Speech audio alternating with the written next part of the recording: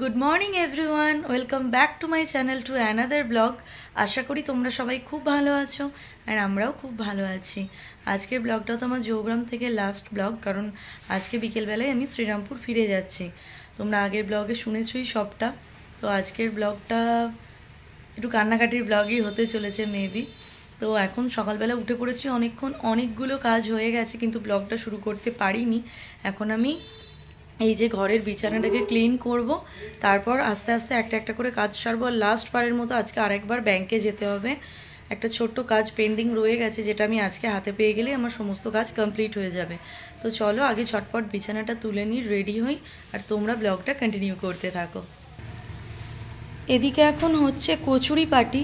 তো আমাদের এখানে বিকাশদার দোকানের কচুরি, এটা আমাদের খাওয়া মানে লাস্ট ছিল, যে এটা খাওয়া হয়নি আমাদের। আমি খেয়েছিলাম, সৌম্যর মনে হয় খাওয়া হয়নি।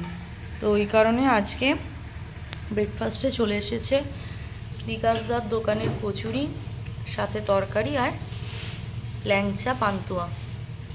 এই যে গুবলু পড়তে গেছিলো, গুবলু এসে খাচ্ছে, গুবলুর মেশো আর বাবাও এবার খেয়ে নেবে। আর এটা হচ্ছে আমারটা, আমিও খেয়ে নেব।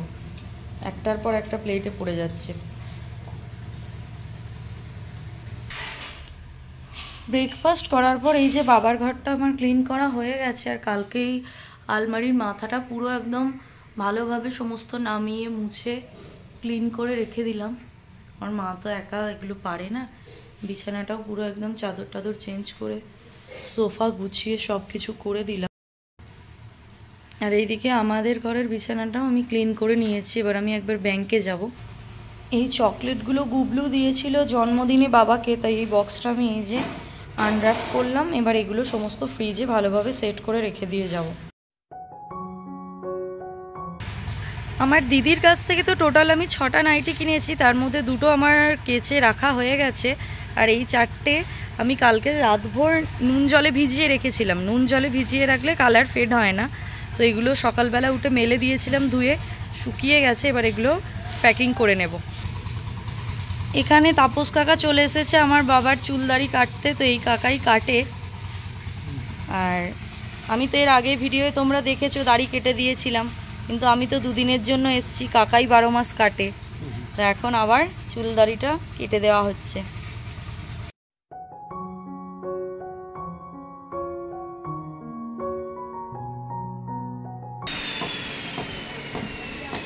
এবার তো চলে এসেছি মোটি ধার দিতে, কারণ এগুলো ওখানে নিয়ে যাব ব্যাঙ্গালোরে। ওখানে এসব চোখে পড়ে না আর কি, অনলাইনে পাওয়া যায়, কিন্তু এখান থেকে নিয়ে যাই ভালো। এখানে অনেক কিছু পাওয়াও যাচ্ছে, কোদাল, খুরপি, হামানদিস্তা, লোহার। ব্যাংকে তো চলে এলাম, তো দেখা যাক আমার যে কাজটা পেন্ডিং আছে হয়েছে কিনা। ব্যাংকের যে কাজটা ছিল ওটা তো হলো না। ছট পুজোর ছুটি বলে আমার এখন কাজটা থেকেই গেল। তো ওটা 2-3 দিন সময় লাগবে। আমি তো আজকে এখান থেকে বেরিয়ে যাচ্ছি, তাই ওই জিনিসটা আমার মাকেই কালেক্ট করে রেখে দিতে হবে।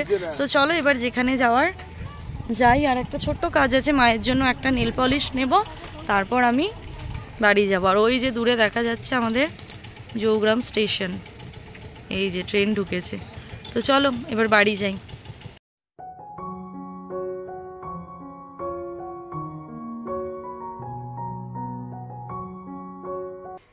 আমায় তো লাঞ্চ দিয়ে দিয়েছে, এবার আমি খেয়ে নেব। এখানে রয়েছে ভাত, আলু পোস্ত, মাছ, ডিম, চাটনি, আর ডান দিকেরটা ইলিশ মাছের তেল। এখন আমি বসে গেছি খেতে। আর আমি তো অত কিছু খাই না, আমি খাবো এই যে ফুলকপি আলু পোস্ত, ইলিশ মাছের ঝাল, আর এখানে হচ্ছে হাঁসের ডিম। আর এই যে মা খাচ্ছে এখানে, আর 2টো ডিম দিয়ে দিয়েছে। এখন আবার কবে পাবো, ওখানে তো হাঁসের ডিমটা একদমই পাওয়া যায় না। আর এখানে আছে আনারসের চাটনি। তোমাদের আমি বলেছিলাম বাড়িটা ঘুরিয়ে দেখাবো, সে তো আর হলোই না। আমার বাড়ি চলে যাওয়ার সময় চলে এলো, কিন্তু এখনও অবধি আমার দেখানো হলো না। তো আজকে একটু দেখিয়ে দিই। এই হচ্ছে বাড়ির বাইরের দিকটা, এটা হচ্ছে বড় গেট। আর এই সাইডটা দিয়ে গেলে হচ্ছে ছোট গেট। এটাই সবসময় ব্যবহার করা হয়। আর বাড়িতে তো প্রচুর গাছ আছে, তোমরা যেগুলো ভিডিওয়ে ছোট ছোট করে দেখেছো হয়তো। বাড়িটা আমার বিয়ের সময় রং হয়েছিল। আর এই যে আমি যে টবটা এনে লাগিয়েছি, ইতিমধ্যেই গাছটা কিন্তু অনেক বড় হয়ে গেছে। এই হলো আমাদের বাড়ির নাম।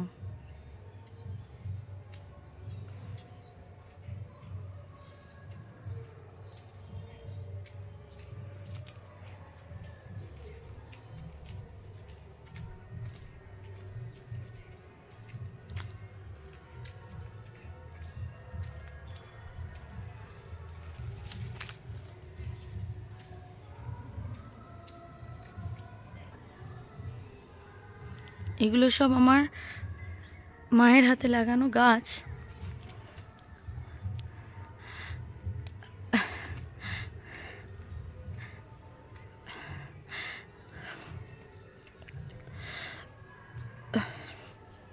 কথা বলতে না বড্ড কষ্ট হচ্ছে।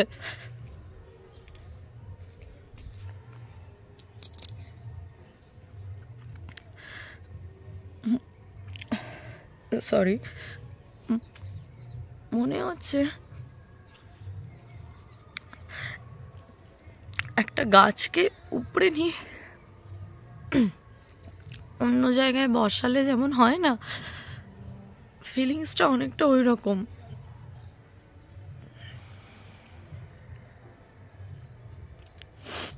তো চলো, যতটা পারলাম তোমাদের সঙ্গে শেয়ার করলাম, আবার পরে কথা হচ্ছে। রূপসা তো এইগুলোতে ধার দিয়ে নিয়ে চলে এলো, এবার মাকে দেখিয়ে নিচ্ছে কিরকম হয়েছে। একদম মানে প্লেন করে চকচকে করে কাঠটা দারুণ দিয়ে, আমি বলছিলাম ঘষে দেবে, এবার তুমি মিলিয়ে নাও এগুলো রূপগুলো।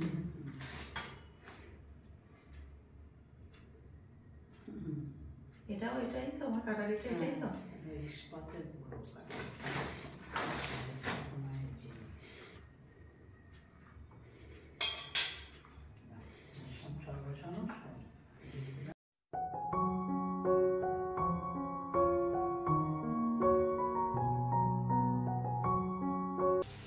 এবার আমার দিদি আমাদের ব্যাগ বাড়াতে আরো ব্যাগ এনেছে, দেখি ব্যাগ থেকে কি বেরোয়। এটা হচ্ছে ভাইফোঁটার জন্য, দেখিয়ে দাও সময় করে খুলে। আর পাঠ করতে হবে, এটা পরে দেখাবো। ওই পাঠ করবে। বাহ, এটা দারুণ দেখতে হয়েছে। পরে যাবো ভাবছি।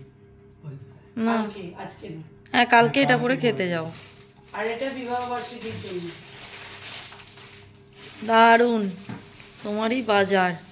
এটা সৌমুকে লাঞ্চ বক্স দিল হচ্ছে গুবলু, তাই তো? এটা গুবলু দিয়েছে। এটা তোর ভাইফোঁটা, ফোটার গিফট। বাহ, দারুণ হয়েছে জিন্স কাপড়ের না? পরে খুলে দেখাবি। আর এটা বিবাহ বার্ষিকী। এই আমাদের ম্যাচিং ম্যাচিং বিবাহ বার্ষিকী, দুজনেই কালো। বাহ, দারুণ হয়েছে। হ্যাঁ, আজকে তুমি এবার কি দেবে দাও আমায়। কি সব এত কিছু? এই টাকাগুলো এত কি খরচা করতে পারবো না কি? এত টাকা আর এটা কি দিয়ে দিল। এবার বলে দাও, আর 1 বছর চাইবি না। এটা আমার অ্যানিভার্সারির গিফট, আংটি। দেখি তো আঙুলে হয় কিনা।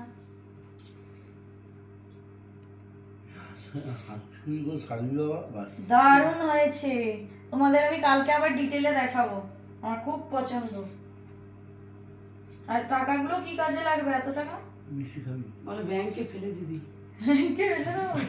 মিষ্টি খাবো? বড় মেয়ে হলে তোমার হোটেলে কালকে খাবি, আর বাদ বাকি যা থাকবে নববর্ষে তখন একটা কিছু কিনে দিবি। না কিনে যা 5,000 টাকা পেয়ে গেলাম। বাহ, কালকে হোটেল খরচা, তারপরটা নববর্ষ খরচা। বাবা 5,000 টাকা দিয়ে দিল, লস হয়ে গেল। আমার মা এর মধ্যে আবার লুচি, বেগুন ভাজা, পনিরের তরকারি, রসগোল্লা করে ফেলেছে।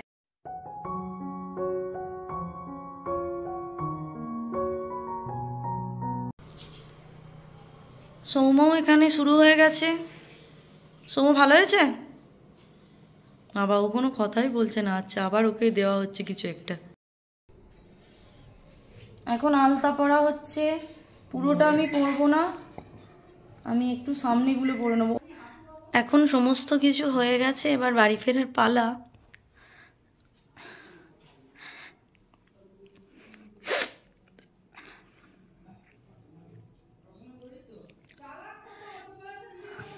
ঘরটা আবার যখন আসবো তখন ব্যবহার হবে। আর এই যে গুবলুর ছবি হেজি আসছে, আর মায়ের লক্ষ্মীর ভাঁড়। তো চলো এবার বেরিয়ে যাই।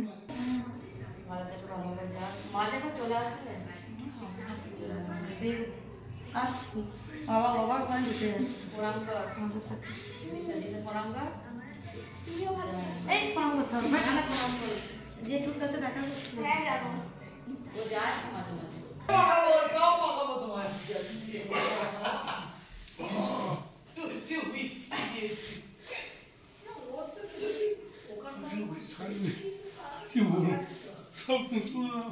বাবা কাঁদছি, ও বাবা আমি আছি, তুমি কেঁদো না, আমি কোথাও যাবো না, বুড়া বুড়া আছে তোমার, আমি আছি। বাবা আমার জন্য কোনোদিন কাঁদে নি, মাকে জ্বালাবে না। এই কাঁদছে, ওরা খালি কাঁদছে, আমার ভাল লাগে না এরা তো কাঁদে। মাকে ব্যাঙ্গালোর নিয়ে যেতে গিয়ে কদিন পেনশনটা আমি তুলি 2 মাস।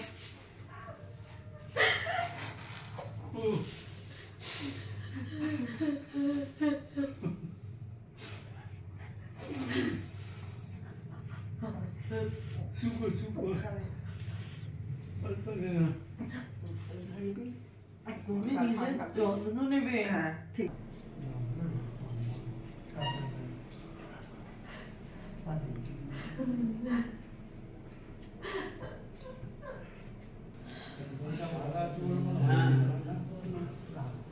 না না প্রণাম করতে হবে না, শোনো ঠিক আছে, কাজ সাবধানে থাকবে না, সাবধানে থাকবে, না না না প্রণাম করতে হবে।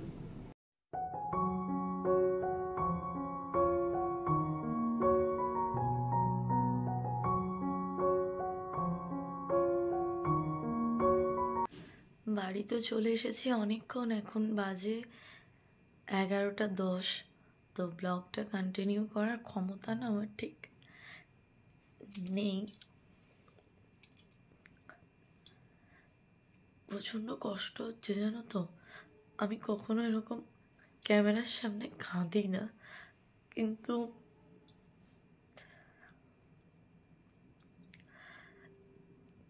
তোমরা অনেকে রিলেট করতে পারবে হয়তো, যারা আমার মতো মা বাবাকে ছেড়ে এত দূরে থাকো। খুব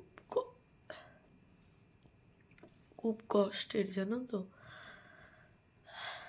বড্ড কষ্ট হয়, মনে হয় যেন একটা পরিপূর্ণ গাছকে উপড়ে ফেললে যেমন লাগে ঠিক সেই কষ্টটাই হয়। আবার কবে আসবো জানি না। আসলে আমার বাবা যেহেতু অসুস্থ না, আমার কষ্টটা আরো বেশি হয়। তোমরা প্লিজ প্রে করো আমার বাবা যেন খুব তাড়াতাড়ি সুস্থ হয়ে যায়, আর আমি আমার মা বাবাকে যেভাবে রেখে এলাম আমি যেন যবেই ফিরি সেইভাবে ওদের দেখতে পাই।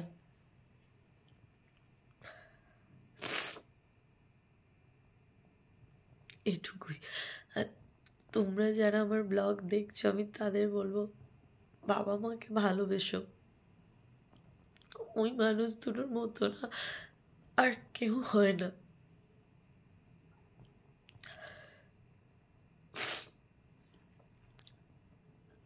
যাই হোক, সরি অনেক কান্নাকাটি করে ফেললাম, কিন্তু সত্যি খুব কষ্ট হয় জানো তো।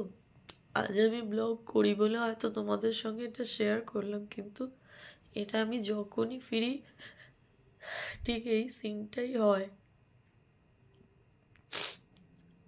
আমার আজ আর কিছু বলতে ভালো লাগছে না, বা আমি বলতে পারছিও না। তোমাদের সঙ্গে দেখা হচ্ছে অন্য একটা ব্লগে। তোমরা ভালো থেকো।